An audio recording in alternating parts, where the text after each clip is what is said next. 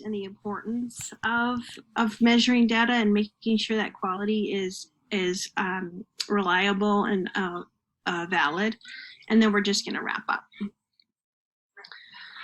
So does everybody want to talk more about the FBA? I know there's some questions on some people lost points, and does anybody want to go over it again?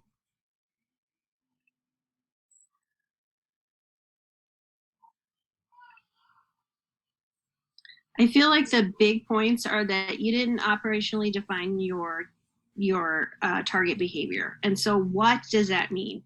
It means that you didn't have a statement that said blank is defined as blank. It is not blank. So an example is jumping.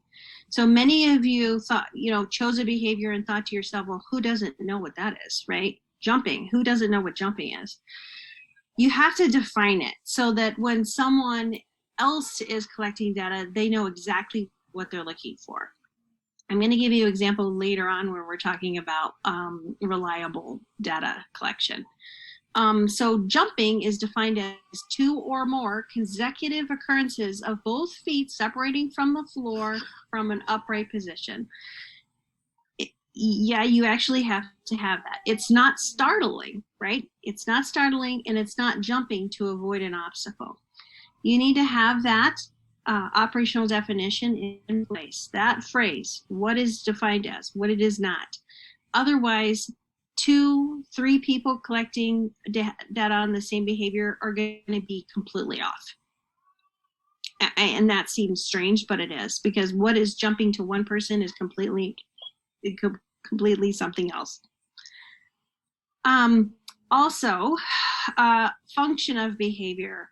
I did take some points off. There are only 4 functions of behavior: attention, access to tangibles, escape, sensory. For whatever reason, people had a hard time with escape. Instead of just saying escape, they used to avoid, blobbity, blobbity, blobbity, and then they gave me like a paragraph worth of all this stuff the kid's avoiding. I really just wanted the function of this behavior was determined to be escape. So if you gave me something other than one of these 4, I might have taken points off. This was a big one, this next one. I asked who is reinforcing the challenging behavior. Why? Because it's important to acknowledge how your own behavior impacts your students. And quite a few of you gave me who is going to be reinforcing the new plan. All behavior is reinforced, whether it's something we want to occur or something that isn't. And I gave you the example of the parent at Target. If the kid throws a temper tantrum every time you're trying to leave Target and you keep buying them that candy bar, you are reinforcing the behavior. So that's what I was looking for. Who is reinforcing the challenging behavior? If you gave me something like, we are working as a team to implement this new intervention, then you didn't answer the question of who is reinforcing the challenging behavior, and you lost points for that. Does anybody have any questions on that? I feel like I've gone over it a lot. The thing is like quite a few of you lost points on these things, and it became apparent that it wasn't that you were just not following the guidelines, but many of you had a lot of content knowledge that was really genuinely missing. If you got a 10 out of 20 on this assignment, it didn't really impact your grade, mostly because the modules, everyone's been getting, over 80% on the modules. So you get the 10 points. So most of you have 70 out of 70 on that. That's a huge chunk of points. The problem with that is when you're going into the behavior intervention plan, if you lose half the points on the BIP, you will be dropped down to a B. And there isn't really a whole lot of room for improvements for the BIP. There are 3 of you that have turned in your behavior intervention plans. And if, as of 4 o'clock my time, so almost 3 hours ago, if you have turned in your behavior intervention plan, I have reviewed it and they are excellent. You are okay if you're one of those 3 people. And I'm going to shoot for tomorrow to grade them, so I'm not overwhelmed with grading all these on Saturday. But yeah, if you are lacking contact knowledge, it might not have impacted your grade a whole lot on this third assignment, but it will on your fourth assignment, and you might have problems. So if you don't understand what happened with the functional behavior assessment, please contact me. Okay, so evaluation of your behavior intervention plan is extremely important. How is it being implemented? What level of fidelity? Are the interventions working? Is there an increase in new behavior skills, a decrease in target behavior, and what adjustments need to be made? In your behavior intervention plan, I did ask, or part of the assignment is that you collect some data on implementation. How much implementation? People have been asking me. I'm not asking for a lot, just that you have a plan. You have a plan in place to assess how the plan is working. I'm not expecting a ton of data because we don't have the time for that, but it's very important that you don't just throw an intervention out there and let it fly and you have no idea what's going on or why it's failing or why it's working or anything of the sort. You really have to go through and collect even more data than what even established the plan. You need to have the data showing the plan's working. So quality of behavior measurement. So I put together this scenario so that we could look at things like, why is it important to operationally define jumping? So here we go. We're going to look at Mario for the next few minutes. If I can move this out of the way. There we go. So 3 teachers have agreed Mario's behavior is preventing him from fully participating in his education, right? This happens a lot. We have a lot of different service providers working with students. Mario swears, is non-compliant during transitions, and takes off his shoes and clothes. The teachers agree to take data so that they can bring it to the school psychologist, right? So Mario swears, is non-compliant during transitions, and takes off his shoes and clothes. These 3 teachers are going to attempt to collect data on 3 different behaviors, okay? They didn't operationally define anything. They're just collecting data on these 3 things because you don't really need to operationally define that, right? I'm joking.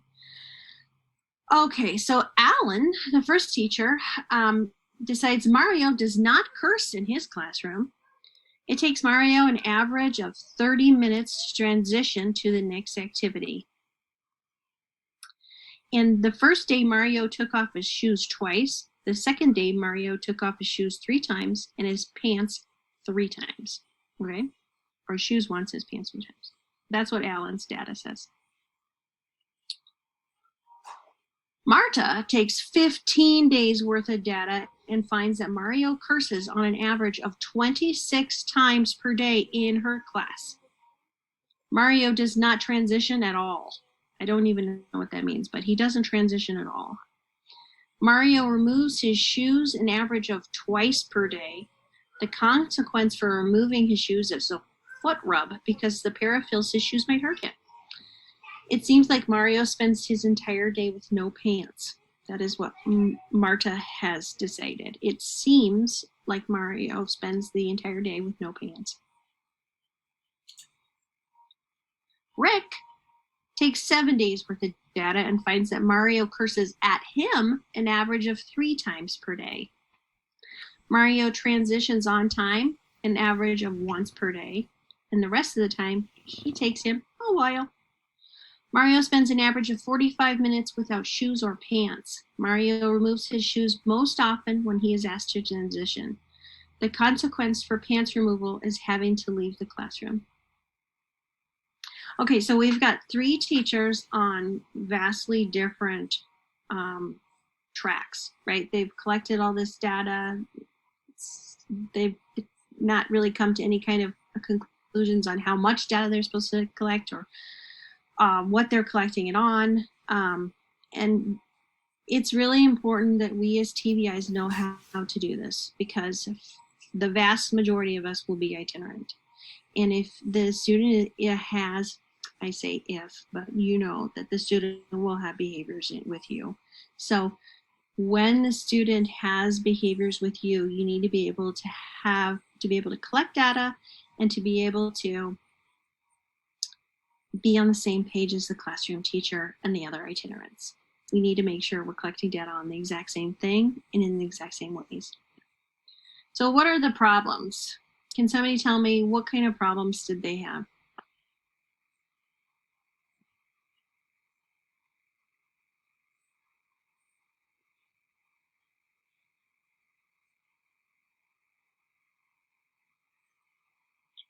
Hi, Jenna. This is Sandy. Can you hear me? Yeah. One of the problems I saw is somebody said a while. He transitioned. It takes a while. So I would need a while defined, like in minutes or hours. Yeah. Yeah, that's great. A while, what does that even mean? Right. Right. They didn't decide in what way they are going to collect data on his shoes or how long. I think that was transition time, right? How long he was transitioning. They didn't, as far as transitioning, they didn't decide of whether they were counting how often he didn't transition, because some of them were doing that. They didn't decide if they were counting how long it took him to transition, or how long he had his shoes off. There's a lot of variation. The biggest issue, or one of the biggest issues, there's no operational definition, right? So that's why cussing or cursing is so far off, right? Some of them, I mean, Marta had what, 20 some odd times or 30 some odd times the kids in cussing at her in 1 hour. The other guys had, one teacher said the kid didn't curse at all. Another teacher said he curses at him. Well, there you go. What is cursing, right? So what they needed, when we think of cursing, the three teachers came together and said, well, I know what that is. I don't need to operationally define that. Well, they did, right? Cursing is defined as any vocalization consisting or including vulgarities, so racial slurs, sexually overt comments, right? So maybe some of them didn't consider that cursing, but Marta did. Or expletives like the F word, the S word, the B word, right? And it is not the word damn to help describe an item or activity. This is an actual kid, by the way. One of the teachers didn't count every time the kid was saying, damn, that's a nice shirt. Damn, that's, this, and this, right? Because to him, that was how he talked, and that was acceptable to Alan in his classroom. That wasn't cursing. To Marta, that was a big deal, and she needed it stopped now, right? Another teacher was only collecting data on when the kid was cussing at him. That was the problem for that teacher, was when the kid was in his face saying F you and all that. And that's why they're on completely different pages, right? They needed to have that operational definition. Agreement in behavior expectations. They did not agree on what was acceptable cursing and what was not. So differing data collection methods. Some were using tally marks and some are using duration. And you need to choose ahead of time. And it's not like just which should we use? Well, let's do tally marks. Let's do duration, right? We need to know which we should be using. It's not you deciding on your own. I prefer tally marks. It's not a preference. You need to know if you're collecting data on the duration of how long he's got or how transition time, right? The importance of transition time is how long it's actually taking him to transition, right? So we need the duration, not a tally mark of whether he's transitioning or not.